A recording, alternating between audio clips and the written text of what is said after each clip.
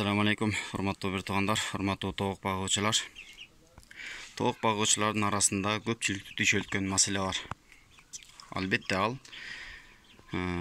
özüң bagıp жүргөн тоğukтордун ооруга чалдыгып калуусу. Ал оорулардын көпчүлүгү 100% дебейм, бирок көпчүлүгү тамагы кырылдап, чүчкүрүп, анча-манча кээде көзүнөн жаш агып калмай, шайлары кетип калмай жайлары бар. Ал бир канча оорунун себеби болушу мүмкүн. Биринчиден, буларды эле кадимкидей эле адамдар сыяктуу пневмония, кадимкидей эле өпкө оорусуна чалдыгат. Туберкулез деп коебузбу, же болбосо пневмониянын өзү болушу мүмкүн. Же болбосо азыр эми күн ысык болуп аткандыгына байланыштуу булар дагы кадимкидей эле муздакка катышат.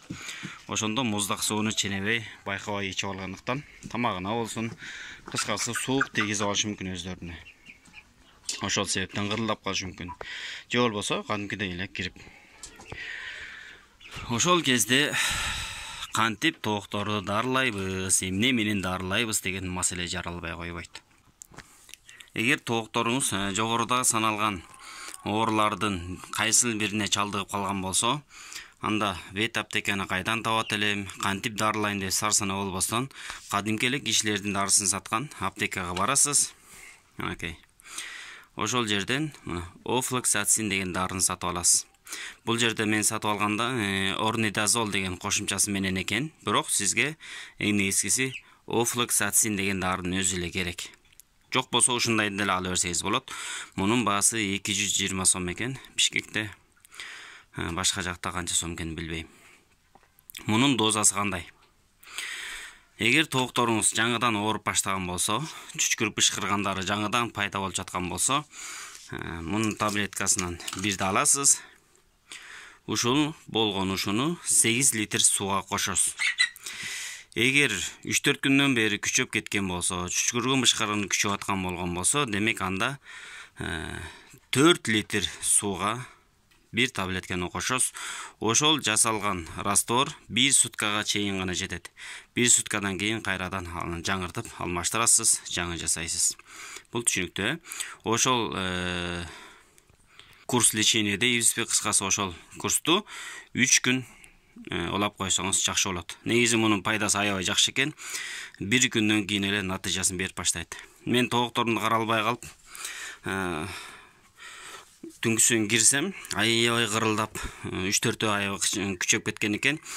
Кырылдагандан бери кошо тартып, сиздерге бир чети далил катары көргөзөйүн дедим элем, бирок ана тартам, мына тартам деп атып, тарткычакты булар өлүп калбасын деп дарылап койгом. Бирок берген күндүн эртеси эле бардыгы чоң тоокторум аябай жакшы болуп кетти. Анан түндө бул тоокторду бир зыярат кылып коеюн деп келсем, булар кичине чүчүргөнү пайда болуп калыптыр. Андыктан бүгүн тез аранын ичинде дарылагы өтөйүн деп, заодно сиздерге дагы тартайын деп чечтим. Муну кошсоңуздар тез эле эрип кетет. Ушундай немеси бар экен. Көрдүңүзбү? Саларыңыз менен сразу эзилип баштайт кадимкидей эле, монтип.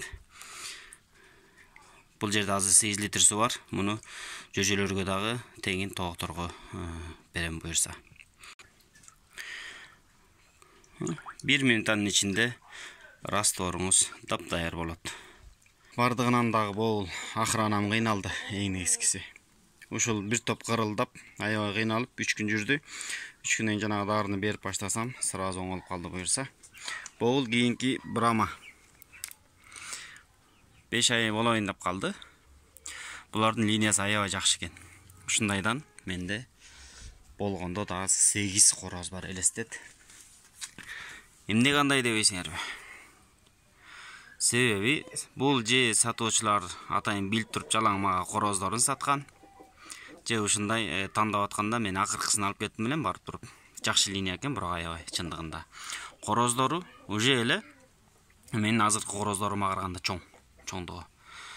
Бирок билармандар тандап алып кеткенби, кыскасы калгандарын алып келдим элем. 10 штуктун 8 короз болуп калды,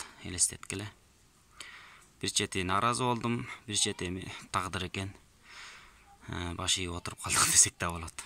Ошол андыктан ушул короздорду азайтышка туура келет.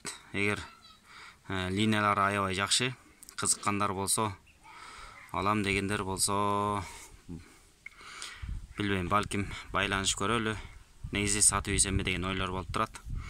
Эми мынча корозду мен эмне кылмак элем? Экөөнү же үчөөнү алып калсам, калгандарын көзүн тазалаш керек. Мындайча айтканда, линиясы аябай жакшы. Чоңдугу чоң экен, таза экен. Бирок тилекке каршы мен тоого көбүрөөк болсо десем, тоого эмес, жайнатып короздорду бериптир. Мына ушундай. Ошол андай эмесе тоогуңар оорубасын, тоогубуз ооруп атат деп, өзүңөрдүн көңүлүңөр дагы оорубасын. Ден соолукта болгула. Ассаламу алейкум.